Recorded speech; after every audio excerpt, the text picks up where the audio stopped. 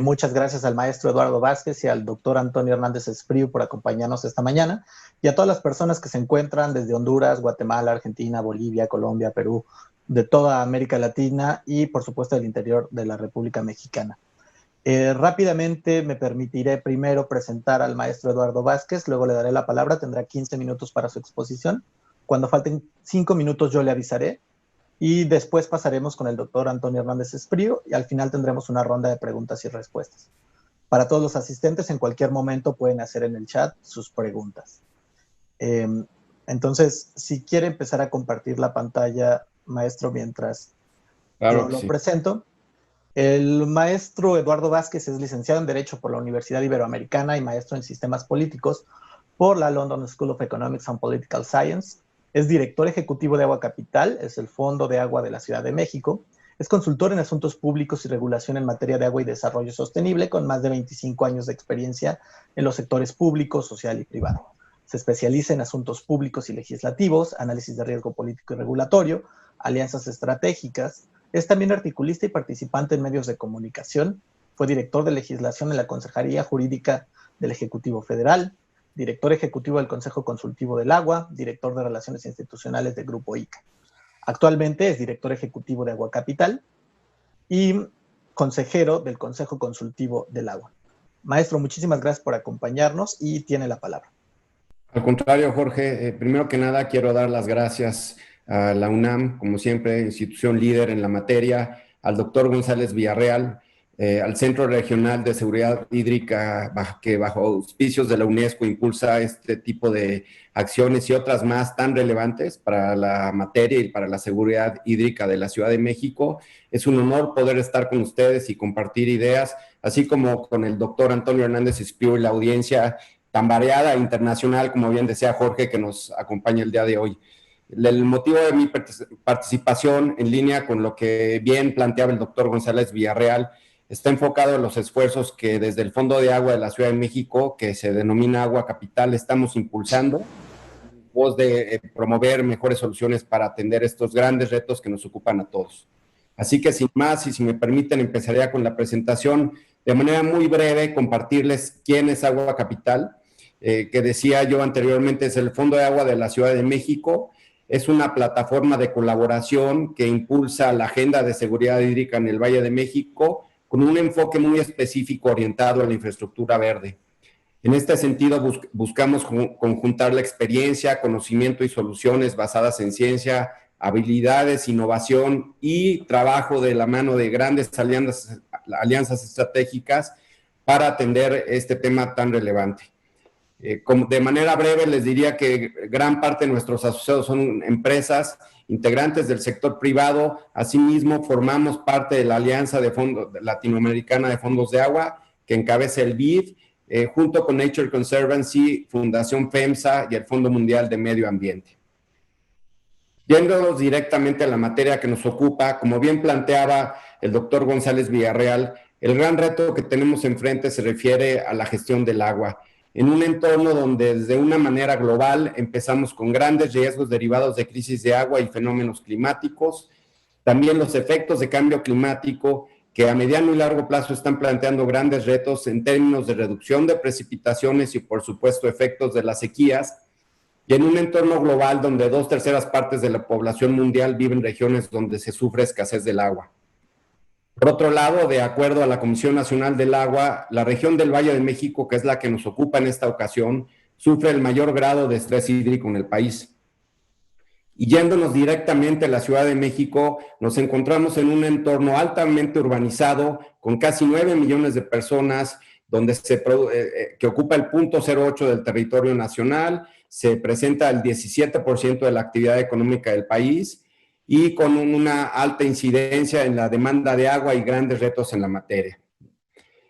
En términos de la problemática, tenemos que en el valle se extrae más del doble del agua de los acuíferos de la que se recarga de manera natural. Aproximadamente se disminuyen los niveles del acuífero 1 metro por año. Existen más de 26,000 kilómetros de tuberías cuya vida útil ya está rebasada por su edad. Aproximadamente hay hundimientos del subsuelo de 30 centímetros por año. y enfrentamos grandes retos de continuidad del servicio en términos de que el 26% de la población no recibe cantidad suficiente de agua, el 15% no cuenta con servicio diario y 1.8 millones se surten con tandeo, lo cual, por cierto, fue muy evidente recientemente o en términos actuales derivado de la pandemia a la que nos enfrentamos todos. Eduardo, perdón, ¿podrías compartir la pantalla completa? Porque no se alcanza a distinguir algunas cosas. Claro que sí. Muchas gracias. ¿Así está mejor? Mucho mejor, muchas gracias. Disculpen y gracias. Asimismo, enfrentamos retos de calidad del agua. Se extraen cada vez a profundidades mayores, a 1.200 metros de profundidad. Existen más de 40% de pérdidas de agua en fugas, tomas clandestinas y agua no contabilizada.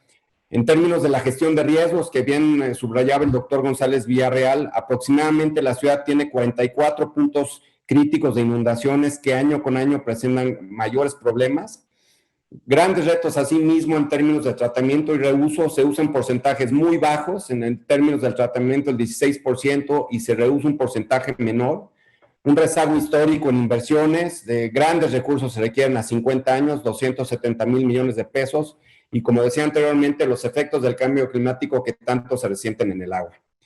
De manera particular para nuestra agenda, como decía yo anteriormente, en el foco que tenemos hacia la infraestructura verde y el capital natural, cada año se pierden entre 150 y 200 hectáreas de suelo de conservación, y en 13 años, en los últimos 13 años, se han perdido más de 9,000 hectáreas de bosques y áreas naturales de cuencas que alimentan agua al Valle de México.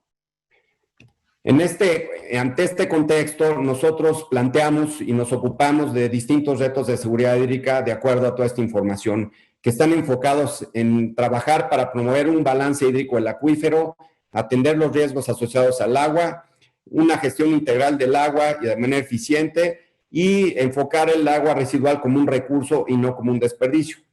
Bien decía anteriormente que generamos alianzas estratégicas para estos fines con todos los sectores, público, privado, académico, organizaciones de la sociedad civil, organismos internacionales y especialistas. Y en este sentido tenemos una perspectiva de intervención con una visión metropolitana y de cuenca, entendiendo las principales fuentes de agua de la ciudad, la fuente interna, que es la principal, que es el acuífero, 54.1% de agua subterránea utilizamos, aproximadamente el 43% que viene del sistema Lermi-Cutzamala, de fuentes externas. Y para ello entendemos que hay varios retos. Primero, un gran reto de gobernanza, dado que no se puede entender la lógica de la gestión del agua en la ciudad sin contemplar el rol importante que tienen otros municipios, los estados del área metropolitana y las cuencas circundantes. Asimismo, una necesidad específica de planeación urbana y de ordenamiento territorial alineada a la gestión eficiente del agua, y esto nos lleva a un enfoque multidisciplinario y transversal. Asimismo, nuevamente un tema relevante para nosotros implica que el 59% del territorio de la Ciudad de México es suelo de conservación, que está ubicado en 8 alcaldías, particularmente en el sur de la ciudad, y por las razones que más adelante explicaremos, se constituye un factor crítico para la seguridad hídrica del Valle de México en corto, mediano y largo plazo, que es uno de los grandes retos a atender. ¿Qué es lo que estamos haciendo en términos de acciones e intervenciones específicas para trabajar los retos que describí anteriormente? Inicialmente, para efectos del suelo de conservación, en años recientes trabajamos una primera fase de un proyecto de conservación de servicios hidrológicos en la comunidad de San Miguel Topilejo. Este proyecto tiene dos componentes, o tuvo dos componentes, el primero de los cuales se refiere a un enfoque de conservación y restauración del paisaje, que a través de acciones de conservación activa y pasiva buscamos limitar el crecimiento de las zonas agrícolas, el crecimiento de la mancha urbana, mejorar la calidad de los ecosistemas y desarrollar los servicios y proteger los servicios hidrológicos. Y por otro lado, la reconversión productiva en aquellas zonas que ya estaban siendo trabajadas para desarrollar actividades agrícolas que sean compatibles con el entorno, la salud de los suelos, que sean económicamente rentables, pensando por supuesto en las comunidades y su bienestar socioeconómico, y que mejoren la calidad de este paisaje. La razón por la que estamos enfocados en el trabajo en estas zonas tiene mucho que ver con distintos análisis y estudios que hemos llevado a cabo en el tiempo. Recientemente estamos de hecho concluyendo un estudio hidrogeológico de zonas de infiltración y recarga acuífero.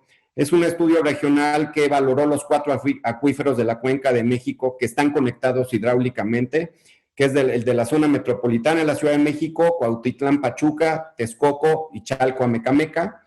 Este estudio reflejó información muy precisa que deja ver la importancia, primero que nada, del suelo de conservación, como decía anteriormente, para promover la infiltración y la recarga del sistema de acuíferos que existe en el Valle de México, siendo que también, como mencionaba anteriormente, es la principal fuente de recarga de la fuente primaria de agua de la ciudad.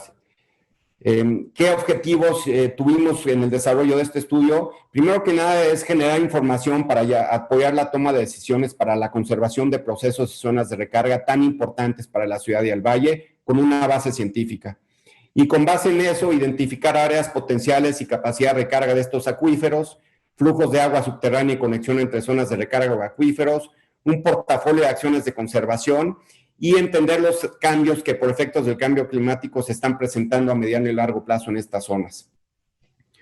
Este enfoque de trabajo que comentaba anteriormente refleja nuestra estrategia específica para el suelo de conservación. En el caso del suelo urbano, las intervenciones las estamos planteando a partir del desarrollo de una visión hídrica sostenible, de integración que integra infraestructuras verdes y grises en distritos hídricos como el que estamos llevando a cabo en Coapa. Este proyecto, en realidad, el distrito hídrico, para aclarar el tema, es una herramienta de planeación urbano territorial que es ejecutable bajo una visión compartida y participativa a través de una gestión circular y, por lo tanto, sostenible del agua. Es importante considerar que las soluciones que derivan de este tipo de esfuerzos y de modelos se reflejan en estrategias de captación, almacenamiento, tratamiento, reuso y retención e infiltración de agua. Para ello trabajamos de manera muy importante con la comunidad que está rodeando este entorno, este polígono, para formar una visión compartida, entendiendo que la participación social y comunitaria en el desarrollo de este tipo de proyectos es crítica para su éxito. Asimismo, llevamos a cabo estudios complementarios técnicos de geotécnica, geofísico, hidrológico y de balance hídrico, para analizar y conocer a más a detalle las condiciones específicas que presenta esa geografía y determinar la factibilidad de infiltración y otras funciones de infraestructura verde y gris. Esto nos derivó, como decía anteriormente, en un catálogo de acciones e intervenciones que van desde la retención, captación, almacenamiento, tratamiento y uso de agua, infiltración y conducción. Por otro lado, estamos impulsando de la mano con organizaciones como Isla Urbana proyectos que fomentan la captación de agua de lluvia en vivienda y en escuelas. Asimismo, de manera permanente e intensiva, así como es este caso, fomentamos espacios de diálogo, intercambio de ideas con múltiples actores para buscar entender cuáles son las mejores soluciones basadas en ciencia y qué tipo de decisiones tenemos que tomar como conjunto para atender estos grandes retos. En el marco de la pandemia, y esto es reciente y de manera actual, contribuimos con las autoridades de la Ciudad de México, del Estado de México, instalando sistemas móviles de lavado de manos y fuentes comunitarias para promover el acceso al agua, dados los grandes retos que esta pandemia nos presentó. Asimismo, de manera permanente, promovemos esta información en medios de comunicación a través de distintas vías, tanto medios formales, tradicionales, prensa, radio, televisión, como en redes digitales, buscando posicionar la información sobre los retos de seguridad hídrica y tratar de que la ciudadanía tenga la mejor y mayor información técnicamente fundamentada sobre el reto que nos enfrentamos todos, dado el rol tan importante que tiene la sociedad. Pasando a las conclusiones, reflejaría primero que nada que el agua es un factor esencial para el desarrollo de las ciudades y comunidades. Se requieren nuevos modelos de gestión y soluciones innovadoras con visión de economía circular para atender estos retos. Hay un estrecho y necesario vínculo entre agua, planeación y desarrollo urbano ordenado. Nuevamente, el tema de los efectos de cambio climático que cada vez van a ser mayores y requieren mejor prevención de riesgos y un enfoque de resiliencia. Y que la planeación de largo plazo requiere una visión intersectorial, multidisciplinaria y con una perspectiva de participación de todos los sectores de la sociedad. En cuanto a los grandes temas pendientes que tenemos por atender y con una visión común, porque un tema que entendemos es que el reto es de una dimensión tan grande que no solamente las autoridades lo pueden resolver, y por eso pensamos que es importante la acción colectiva. Primero que nada, una planeación a largo plazo con visión metropolitana y de cuenca, Nos encontramos actualmente con un difícil acceso a nuevas fuentes de abastecimiento, lo cual nos lleva a eficientar las existentes. Se requieren grandes esfuerzos para abatir fugas, como lo está haciendo actualmente el gobierno de la ciudad. Grandes retos en términos de la calidad del agua por las grandes profundidades que de donde se está extrayendo. El acceso al agua derivado de la pandemia se hizo más relevante y, por tanto, la necesidad de tener una calidad de continuidad del servicio, esquemas de medición más eficientes a nivel macro y micro. Evidentemente, el sector enfrenta falta de recursos y necesitamos encontrar nuevas fórmulas que provean los recursos necesarios y, por supuesto, pensar en un sistema tarifario adecuado que permita al operador, en este caso SACMEX y los del Estado de México, a contar con tarifas que se cobren reflejando el costo del servicio.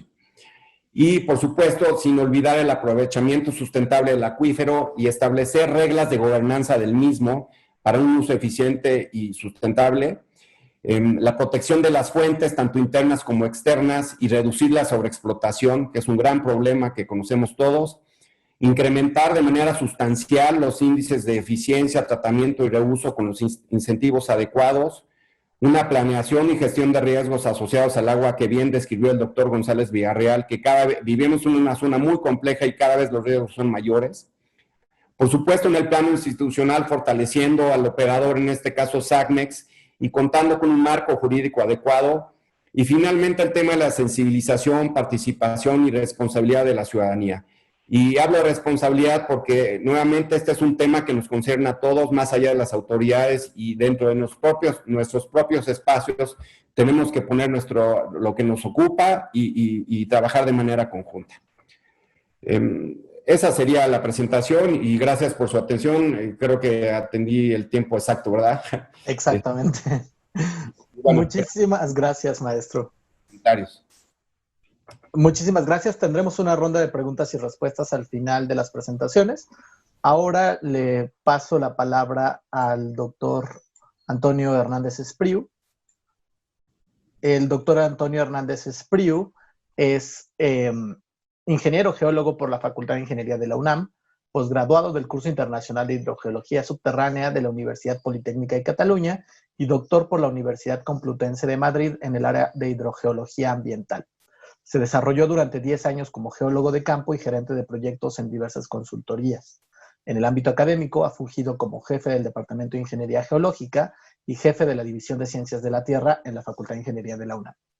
Es profesor titular de tiempo completo y coordinador académico del Grupo de Hidrogeología, miembro del Sistema Nacional de Investigadores y miembro titular de la Academia de Ingeniería de México.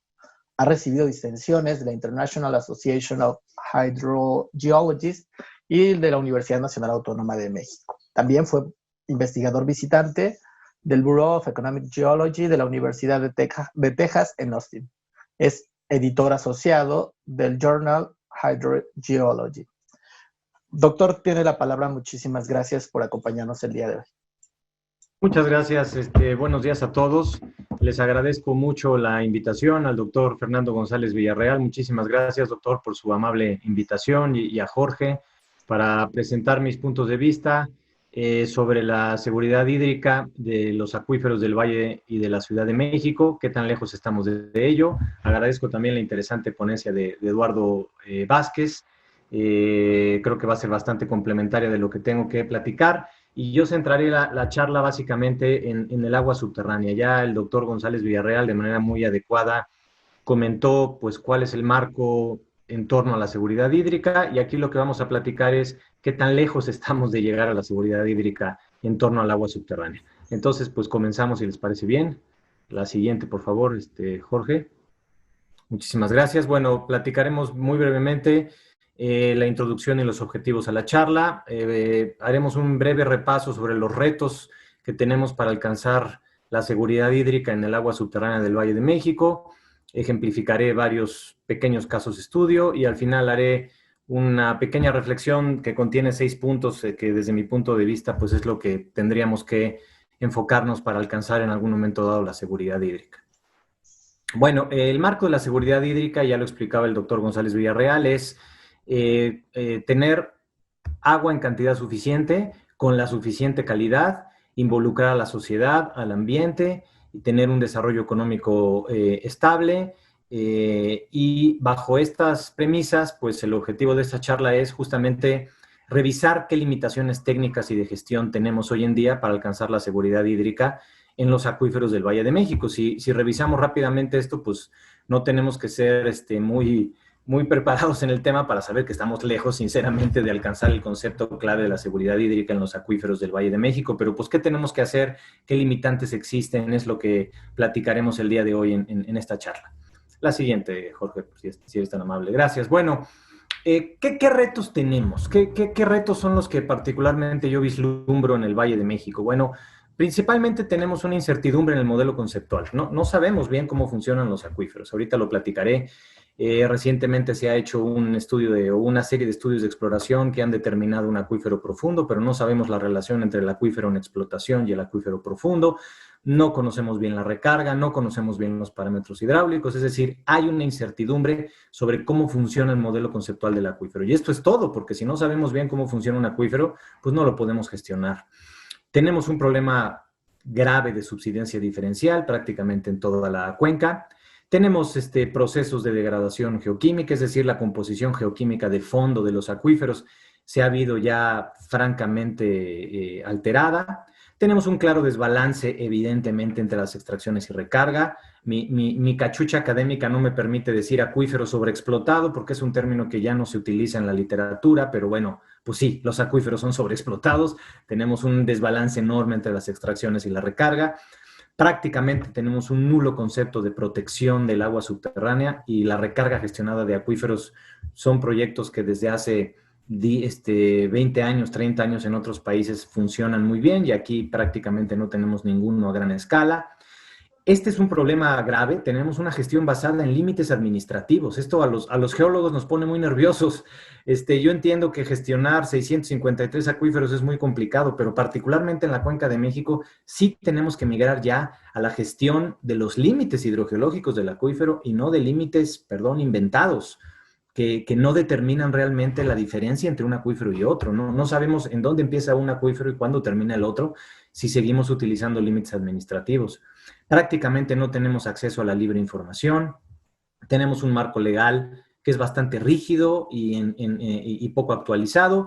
Y la sociedad tiene poca conciencia del agua subterránea. Si nosotros ahorita hiciéramos una encuesta, bueno, si pudiéramos salir o cuando podíamos salir, hiciéramos una encuesta a la gente común y corriente en los mercados, en las bocas de metro, en las escuelas, de qué es el acuífero, pues muy poca gente sabría que casi toda el agua la tomamos del acuífero y menos sabría qué es el acuífero. Necesitamos trabajar mucho al respecto, ¿no? Esto es lo que veo como los retos principales. La siguiente, por favor.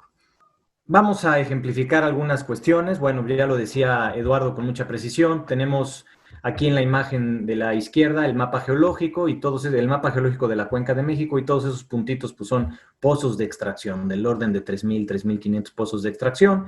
Y en las gráficas de la derecha vemos la variación de la carga hidráulica con respecto al tiempo. Y como vemos, ineludiblemente la carga hidráulica pues va para abajo. Tenemos todas las firmas de los hidrógrafos de pozos muestran cargas hidráulicas descendentes. En varias zonas ya tenemos abatimientos anuales de 1,5 metros, 2 metros, 2,5 metros. Si bien ahí, por ejemplo, vemos en la gráfica de la derecha que por ahí del 83, 84, 85, todavía se percibían algunos ascensos de la carga hidráulica, eventos posiblemente correlacionables con recarga. Hoy prácticamente las extracciones son tan dominantes con respecto a la recarga que la carga hidráulica ineludiblemente va para abajo y esto trae muchos problemas, como ya lo sabemos, extraer agua de profundidades mayores, degradar la calidad química, aumentar los costos energéticos, etcétera, etcétera.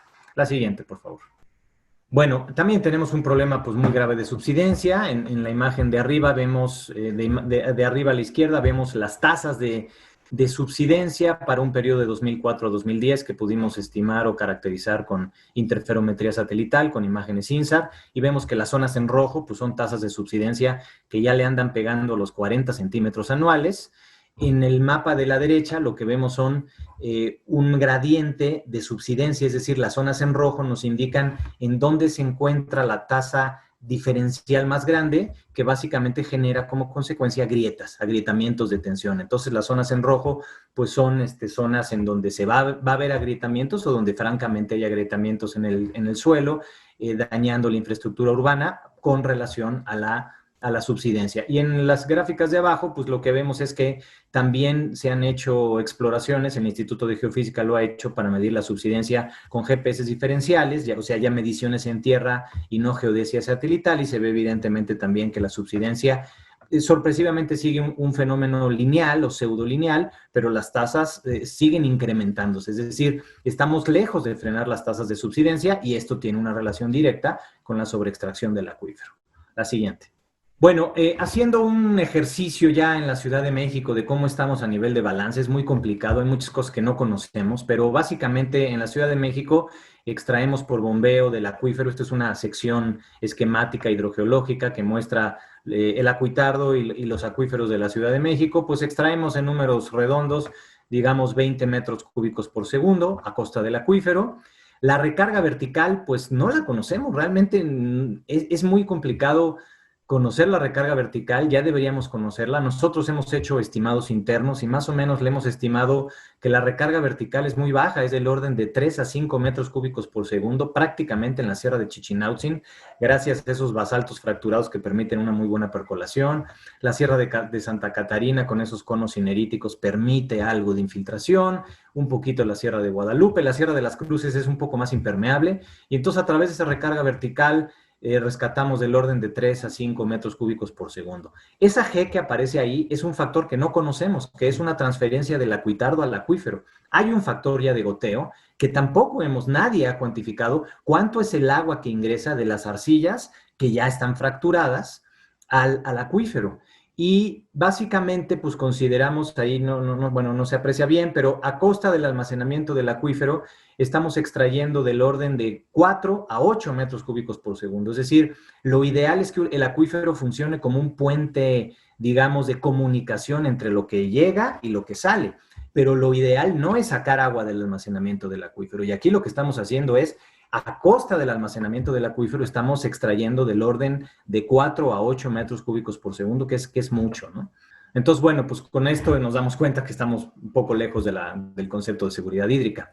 Les comento que por ahí de 2012, esto es, trata de ejemplificar esto que les voy a platicar sobre la incertidumbre que tenemos del modelo conceptual. En el 2012 se inició una iniciativa muy buena, la aplaudo, para explorar los acuíferos profundos de la Ciudad de México y ver si las calizas de la formación Mezcala y de la formación Morelos, Alveano-Cenomaniano, formaban un acuífero. Y entonces se realizó una perforación, ahí la famosa perforación de San Lorenzo Tezonco, tratando de encontrar calizas. El target fue tratar de encontrar calizas.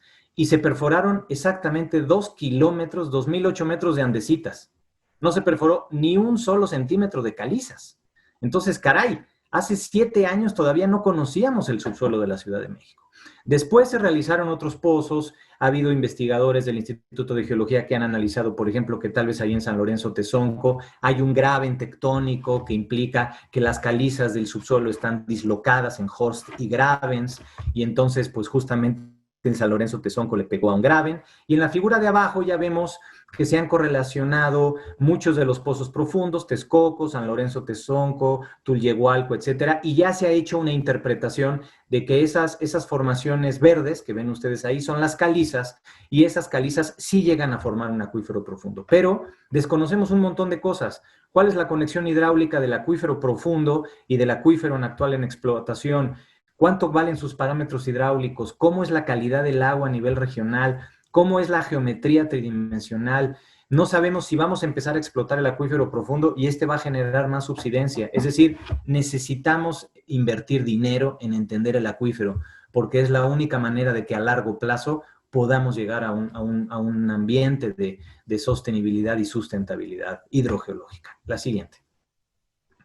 Bueno, gracias. Este es un caso pues paradigmático que muchos conocemos, es el Valle del Mezquital, es una zona vecina del valle, y bueno, es como que muy, es un poco irónico, ¿no? Es justo la parte del agua subterránea que no hemos gestionado, y es particularmente el único acuífero que funciona en estado estacionario, ¿no? O sea, en el que hemos llegado a un equilibrio. Esta es una piezometría que tenemos publicada por ahí en un articulito, y lo que ven es que entre 1982 y 1998, prácticamente la mediana de la evolución de las cargas hidráulicas es casi cero, pero también de 98 a 2007 hicimos la evolución piezométrica y obtuvimos lo mismo, y del 82 al 2007 también obtuvimos lo mismo. Quiere decir que el vertido de las aguas residuales del Valle de México hacia el Valle del Mezquital, que son algo así como 50 y tantos metros cúbicos por segundo, realmente están regulando el balance hidráulico del acuífero. Entonces, es un poco irónico, decía, como no tenemos proyectos de recarga gestionada a nivel regional. Nos hemos esforzado en tratar de gestionar los acuíferos de una buena manera y casi todos están, digamos, sobreexplotados. Y la zona que no hemos gestionado es la que justamente funciona en equilibrio, ¿no? Bueno, tenemos también herramientas que utiliza poco la autoridad. Tenemos, por ejemplo, mapas de vulnerabilidad a nivel de la Ciudad de México, como a la izquierda, o incluso a nivel Cuenca de México, que pueden ayudar a regular, por ejemplo, las fuentes potenciales de contaminación, porque son mapas que a medida, por colores, nos van indicando la susceptibilidad del acuífero a contaminarse. Evidentemente, los colores más en rojo, naranja, son las zonas donde el acuífero más fácilmente se va a contaminar. ¿Por qué? Porque el nivel está más somero, porque la zona no saturada es más permeable, porque la recarga es mayor, es decir, por propiedades intrínsecas al acuífero. Y si pudiéramos utilizar estas herramientas, podríamos determinar dónde, por ejemplo, no conviene colocar gasolinerías, o dónde hay que regular los tanques subterráneos de almacenamiento, o dónde hay que incluso reubicar ductos de hidrocarburos, es decir, cómo se puede regular la parte de fuentes contaminantes o potenciales fuentes contaminantes, utilizando este tipo de herramientas que si se agregan o si se traslapan con datos hidrogeoquímicos de calidad del agua, pueden ser herramientas muy poderosas y muy importantes de gestión en torno ya más a la protección del recurso hídrico subterráneo. La siguiente, por favor.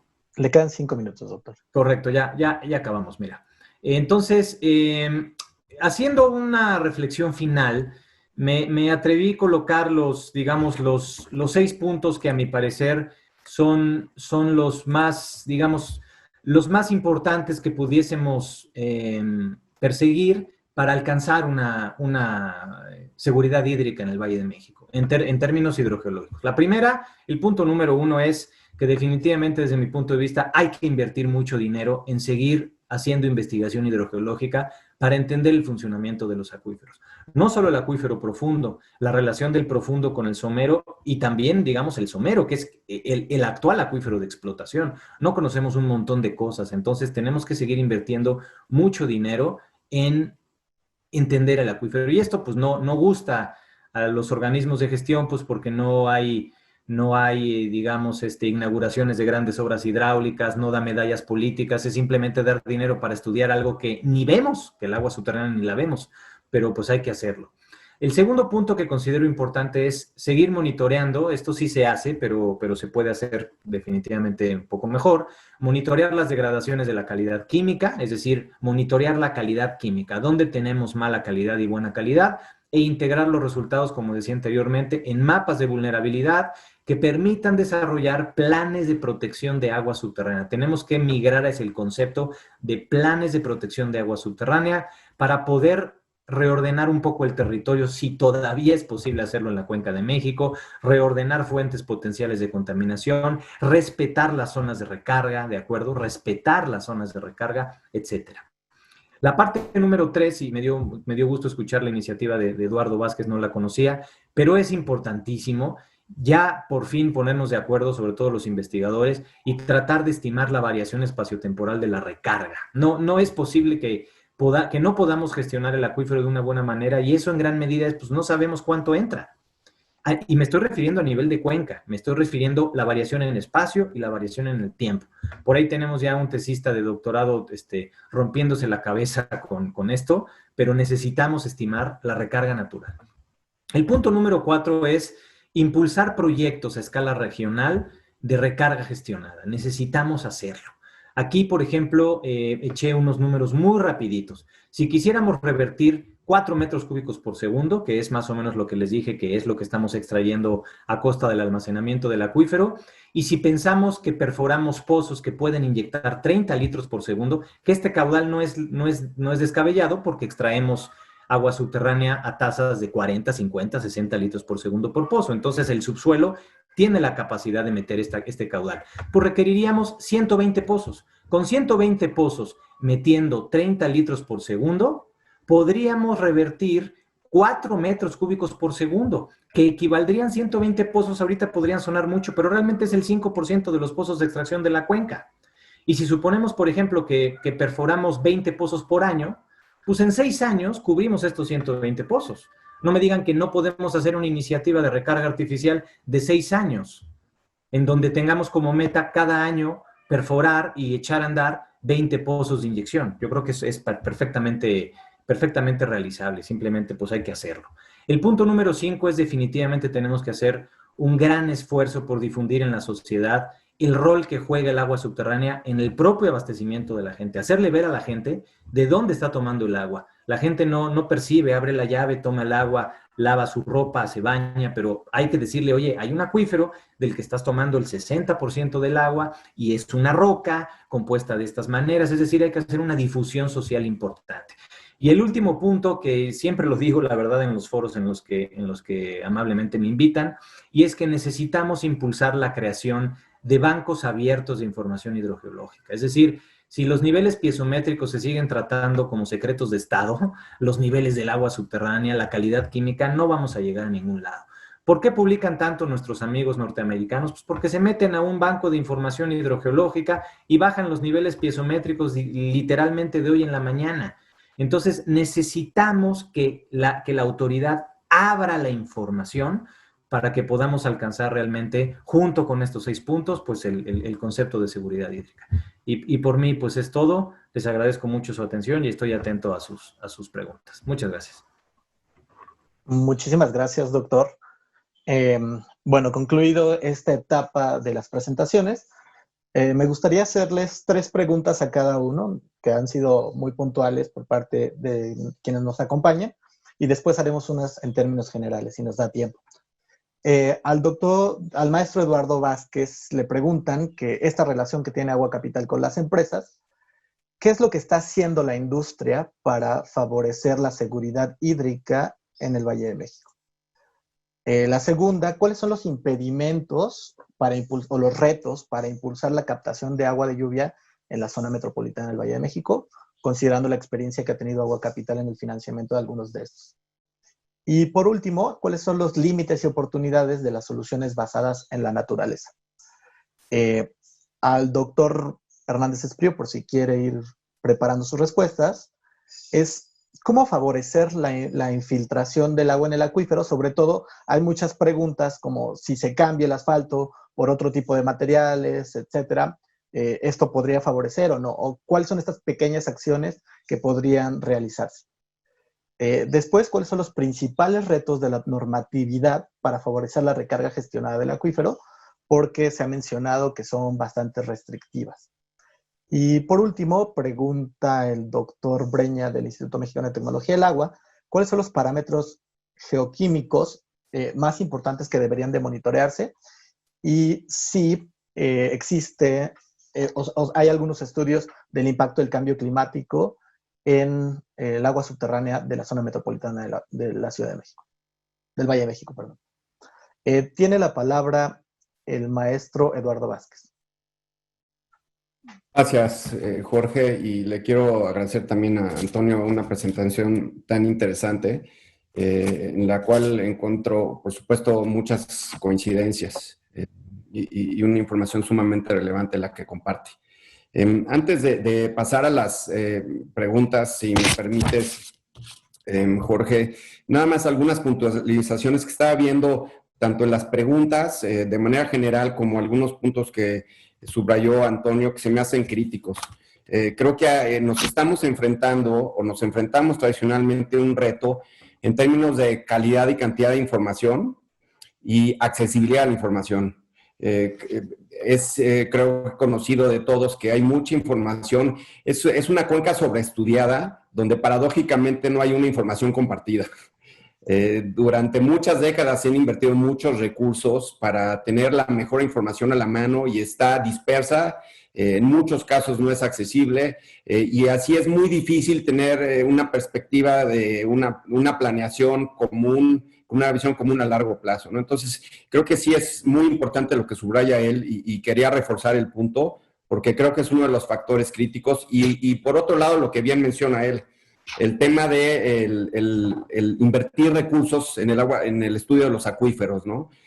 Paradójicamente, a pesar de todo lo que acabo de comentar, no sabemos, como bien dice él, cómo funcionan los acuíferos, la dinámica del subsuelo, con múltiples enfoques y rangos de análisis. Entonces, creo que ahí es un gran tema que nos ocupa, nos debe de ocupar a todos. Reforzaría otra vez el comentario de que más allá de la autoridad tenemos que encontrar la manera de trabajar de manera colectiva para estos fines. Y por otro lado, también otros comentarios que con todo sentido hay en el chat, en términos de los datos que a veces compartimos, y es paradójico, ¿no? Si pongo un dato de Conagua, luego me dicen que no pusimos el de SACMEX. Si pongo el de SACMEX, que por qué no pusimos el de Ocabam y demás, ¿no? Ahí son rangos y evidentemente no tienen mucha diferencia, pero creo que en eso nos enfrentamos todos y refleja lo que bien estaba exponiendo Antonio de estas asimetrías a las que nos enfrentamos, y evidentemente nuestro interés es siempre poner la mejor información sobre la mesa. Dicho ello, me iría directo a las preguntas. El tema de la industria, y agradeciendo las preguntas que me formulan. A ver, creo que cuando hablamos de la industria es un concepto muy amplio. Yo pudiera hablar específicamente de los esfuerzos que los integrantes del fondo están impulsando, particularmente, y creo que cuando decía que es un concepto muy amplio, me gustaría reflexionar sobre el hecho de que finalmente, si bien es un sector, cada jugador de ese sector adopta y enfrenta estos retos de manera diferenciada. Al menos los jugadores con los que nosotros trabajamos buscan en todo momento eficientar sus procesos, invertir en el desarrollo de tecnología, fomentar nuevos modelos como los que estamos comentando, y entendiendo, por cierto, que es una aportación complementaria a ese gran conocimiento, experiencia y acciones que se ha desarrollado durante décadas por la ingeniería mexicana en esta zona, y lo que se está buscando es encontrar nuevos modelos de gestión con una perspectiva descentralizada, como lo que comentaba el distrito hídrico, entender esa dinámica tan clara y precisa y necesaria entre el capital natural, la infraestructura verde y la disponibilidad de agua para la ciudad. Recientemente estuve en un foro con planeadores y desarrolladores urbanos e inmobiliarios, y obviamente el llamado era que tenían que entender que para que tuvieran agua para sus desarrollos tienen que proteger las áreas verdes de la ciudad, y es un factor poco conocido, como bien decía Antonio, y por supuesto el tema del agua subterránea.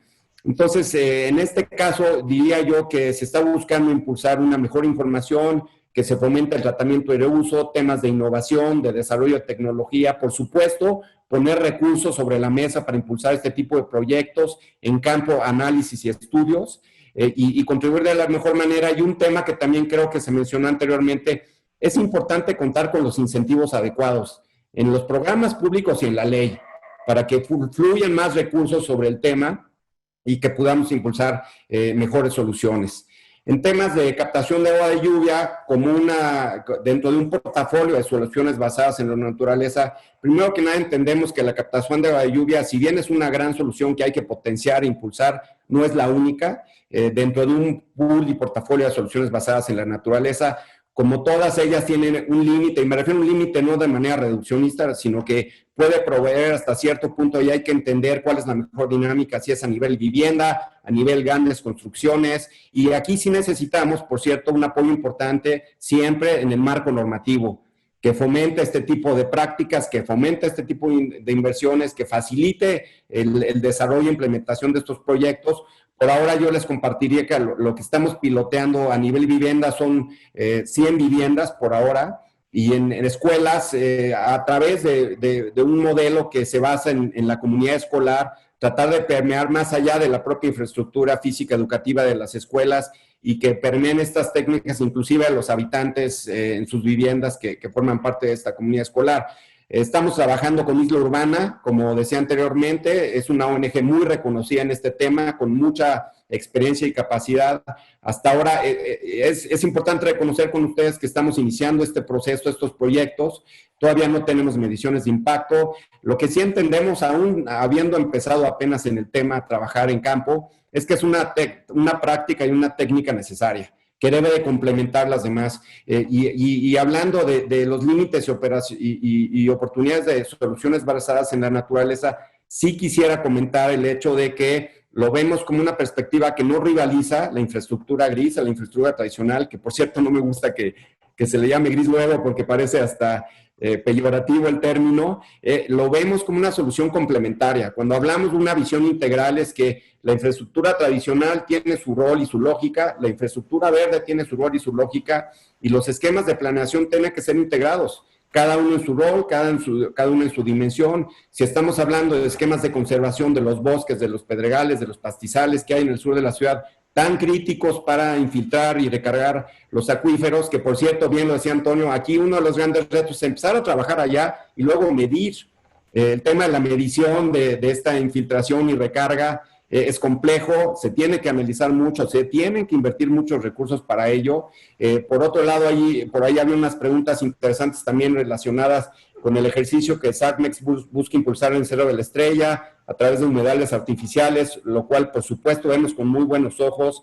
Y lo importante también pensando en particularmente en suelo urbano, de las soluciones basadas en la naturaleza, es que hay que entender la naturaleza de cada polígono, de cada espacio donde se quiere intervenir. No en todos los lados funciona de la misma manera y con la misma eficiencia la captación de agua de lluvia, el humedal artificial, sistemas de captación de almacenaje para regular inundaciones. Por eso llevamos a cabo este tipo de estudios antes de entrar a campo, y bajo esa lógica entender cuál es la mejor dentro de ese catálogo, cuál es la técnica, el método más eficiente para impulsar este tipo de soluciones, pero de que vemos una necesidad específica y clara ahí, es evidente, ¿no? Y un último punto, por un buen ejemplo que también puso Antonio, que tiene que ver con el acuífero de Tula, ¿no? Si bien es un ejemplo interesante que tiene como muchas perspectivas, en ese caso en particular nosotros entendemos que se recuperó esa zona, pero a costa de sacar todo el agua de la ciudad.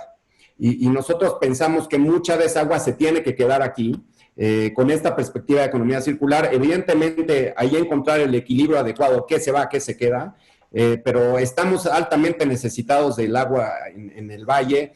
Va a ser muy difícil encontrar nuevas fuentes externas hasta por factores sociales y económicos. Creo que inclusive yo pensaría que el sistema Cutzamala y Lerma con los años va a tener mayores presiones sociales y políticas por el agua que llega acá, independientemente del porcentaje.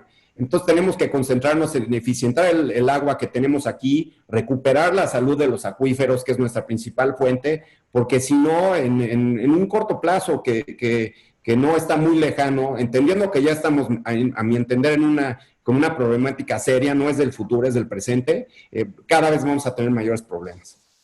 Muchas gracias, maestro. Doctor Hernández Espriu, tiene la palabra.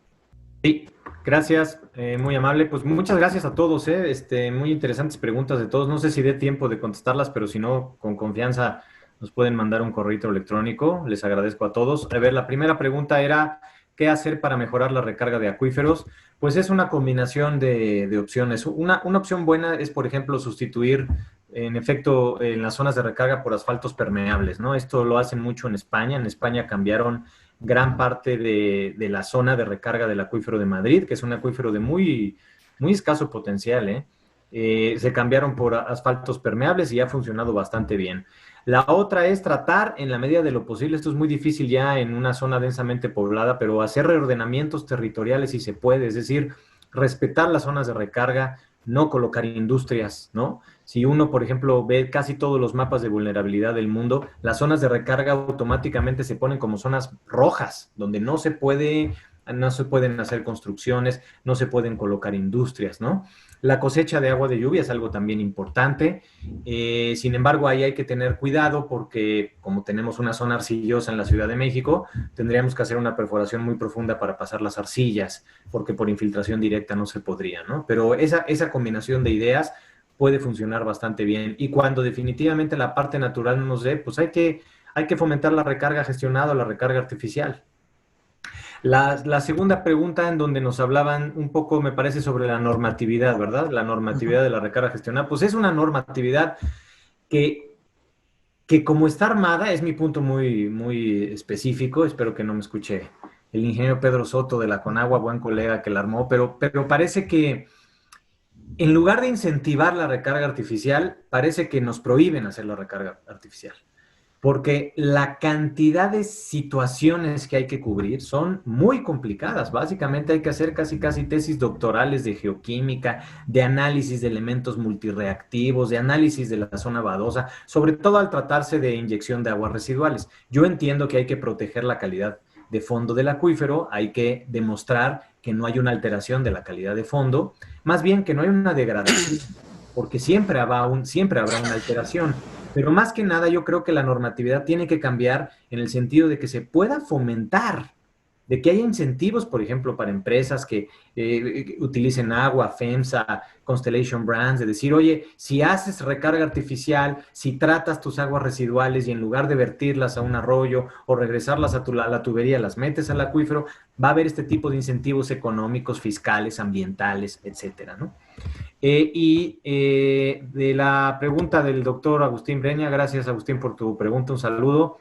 Pues mira, los parámetros hidrogeoquímicos, los comunes que se monitorean, los iones mayoritarios son más que suficientes para hacer un análisis hidrogeoquímico convencional. Esto se puede complementar con levantar parámetros hidrogeoquímicos in situ, que pueden ser indicadores de contaminación, pH, oxígeno disuelto, redox, salinidad, y solo yo diría que no haría falta, por ejemplo, en la cuenca, levantar en todos los pozos contaminantes emergentes porque son muy caros y el 90-95% de esos niveles van a salir por debajo del límite de detección del método. Solo donde se tenga un indicio anterior de que hubo una presencia de un contaminante emergente, habría que hacerlo. Claro que si me preguntas, por ejemplo, una red de monitoreo hidrogeológico en el Valle del Mezquital, no, ahí sí, forzosamente tendríamos que analizar contaminantes emergentes, microcontaminantes, farmacéuticos, etcétera.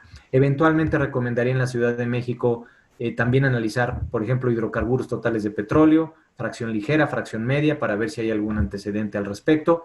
Y eventualmente algo de isotopía no estaría mal. Es importante saber el fechamiento del agua, en lo que tú te has metido bastante, y saber, sobre todo, saber la procedencia de la recarga. Si el agua que estamos muestreando proviene de una recarga local o de una recarga regional, y eso nos da pistas mucho a la isotopía. Pues creo que son todas, ¿verdad? Son todas. Muchísimas gracias, doctor. Lamentablemente ya no tenemos tiempo para una segunda ronda de preguntas, pero como lo ofreció el doctor Antonio Hernández Espriu y el maestro Vázquez Herrera, podrían dirigirle sus preguntas y después también vamos a organizar un conversatorio con los participantes, entonces también habrá oportunidad de hacer nuevas preguntas. Le doy la palabra entonces al doctor Fernando González Villarreal para que nos regale algunos comentarios finales. Pues en primer lugar, yo quiero agradecerle mucho a nuestros dos ponentes del día de hoy. Excelentes presentaciones de Eduardo Vázquez Herrera y de Antonio Hernández Espriu. Muchas gracias por su participación esta mañana.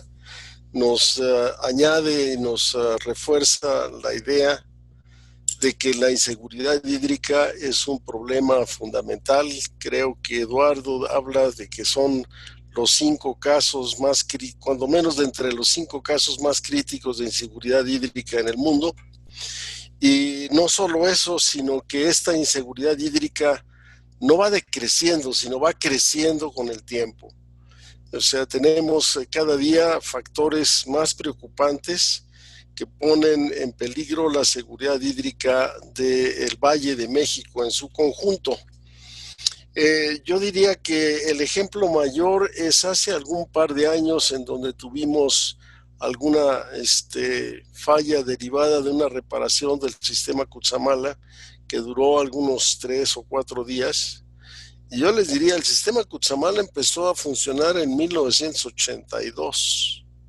A pesar de los temblores, a pesar de las sequías, a pesar de los huracanes y demás, el sistema Cutzamala, contados con los dedos de las 2 manos, ha dejado de operar en el Valle de México.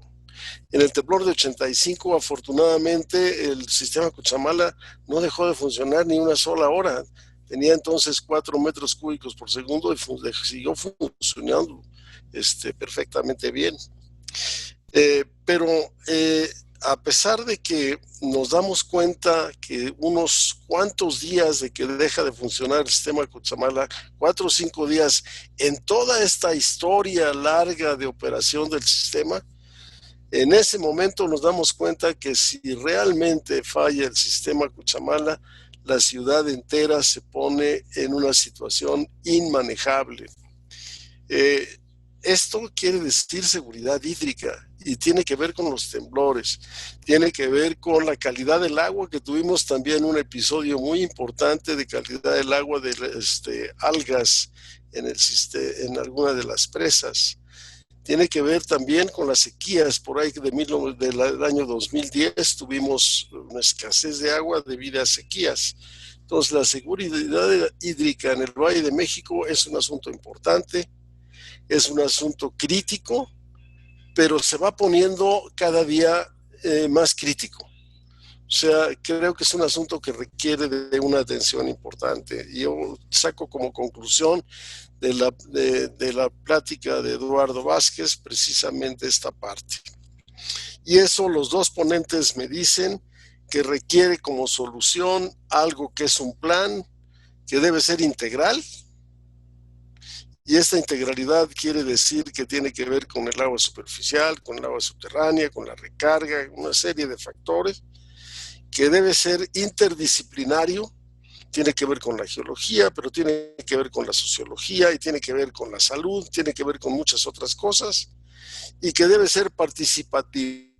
Si realmente la población, como también dijo Antonio y también Eduardo, no se da cuenta de la importancia que tiene el acuífero, que no se ve, si no hacemos visible el problema y que la población vea realmente la importancia del acuífero. Alguna vez yo dije que desde que llegaron los españoles al valle, andaban buscando un tesoro